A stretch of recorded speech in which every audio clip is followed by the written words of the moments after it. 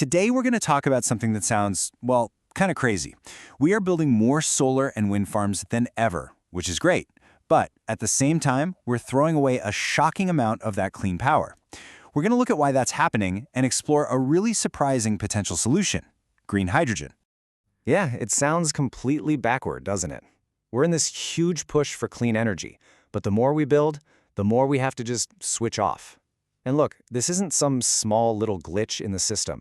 It's a fundamental challenge for our entire grid. Let's just look at the scale of this problem. To get a real sense of this, just look at California. In 2024 alone, the state wasted 3.4 million megawatt hours of perfectly good solar and wind energy. I mean, that's not a small number. It's a massive amount of zero-carbon electricity that was generated and then, poof, gone, never used. So, what does 3.4 million megawatt hours actually look like? Well, think of it this way. It's enough clean electricity to power more than 300,000 homes for an entire year. Imagine all that energy, all that value, just vanishing into thin air. It's wasted sunshine and wasted wind on a huge scale. There's an official name for this, of course. It's called curtailment, and it's what grid operators are forced to do when there's just way too much supply and not enough demand, or nowhere to store it. To keep the grid from getting unstable, they literally have to call up solar and wind farms and tell them to stop producing. It's a safety measure, but wow, is it wasteful. And here's the kicker. The problem isn't just big. It's growing, and it's growing fast. I mean, just look at this chart. The amount of curtailed energy in California has been skyrocketing year after year. It reveals this crazy paradox. The more clean energy we add to the grid, the worse the waste problem gets. So, why is this happening? Well, it all comes down to a famous, or maybe infamous, chart in the energy world called the duck curve. Basically, solar panels are pumping out the most electricity in the middle of the day, right when the sun is highest. But that's also when most people are at work, so energy demand is kind of low. Then in the evening, the sun goes down, solar production just craters, and that's exactly when everyone gets home and cranks up their lights, their TVs, their AC.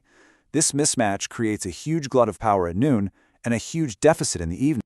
Okay, so what on earth can we do with all this extra unwanted energy? Well, instead of just shutting it off, one of the most promising ideas is to capture it and turn it into something incredibly valuable: green hydrogen. It's a way to turn a waste problem into a really powerful new resource. So what is green hydrogen exactly? The idea is actually pretty simple. You take clean, renewable electricity, like all that extra solar power we were just talking about, and you use it to split water molecules, H2O, into hydrogen and oxygen. The green part is the key. Because you're using renewables, the whole process is carbon-free. The process itself is called electrolysis. You feed all that surplus renewable power into a device called an electrolyzer. That machine uses the electricity to split water molecules, and you get two things out of it: pure hydrogen gas, which you can store as fuel, and oxygen. Simple as that.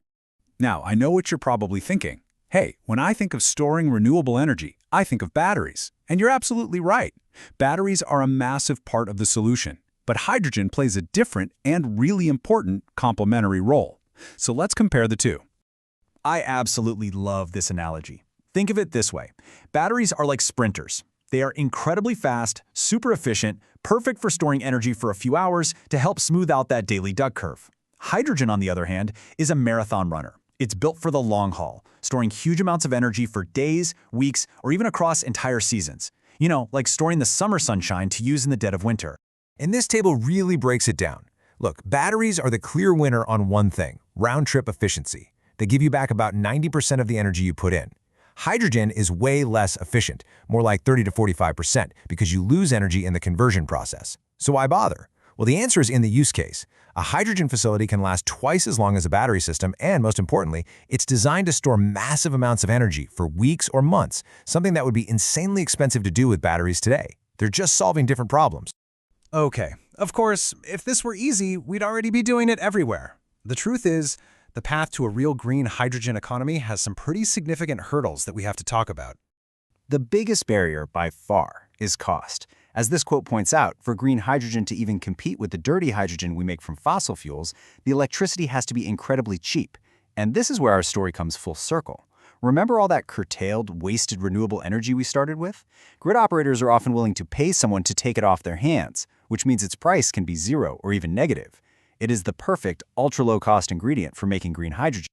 This chart shows you exactly where the money goes. And no surprise, electricity is the single biggest expense, making up more than half the total cost.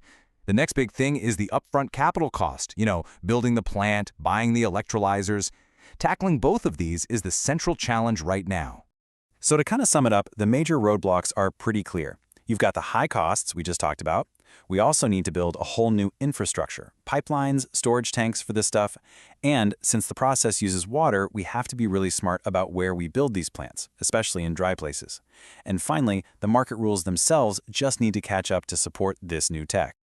But despite all those challenges, the reason so many people are so excited about green hydrogen is its absolutely massive potential. So let's look at why overcoming these hurdles is so important. See, the ultimate promise here isn't just about storing power for the grid.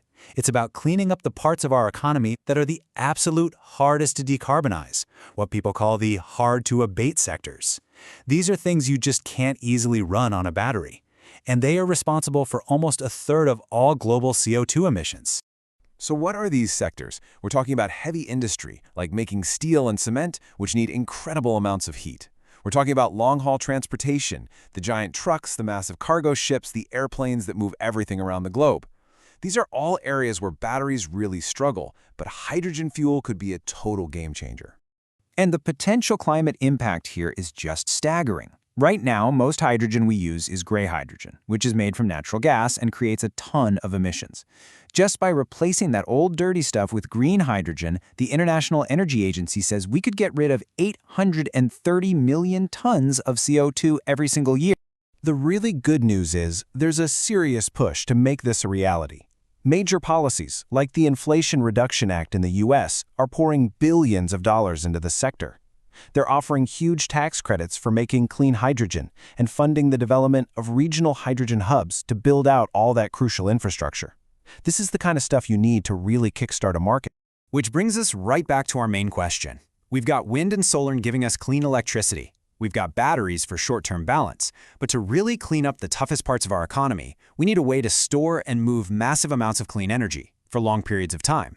So, is green hydrogen, powered by sunshine that would otherwise just go to waste, the missing piece of that puzzle? The evidence is starting to suggest it just might be.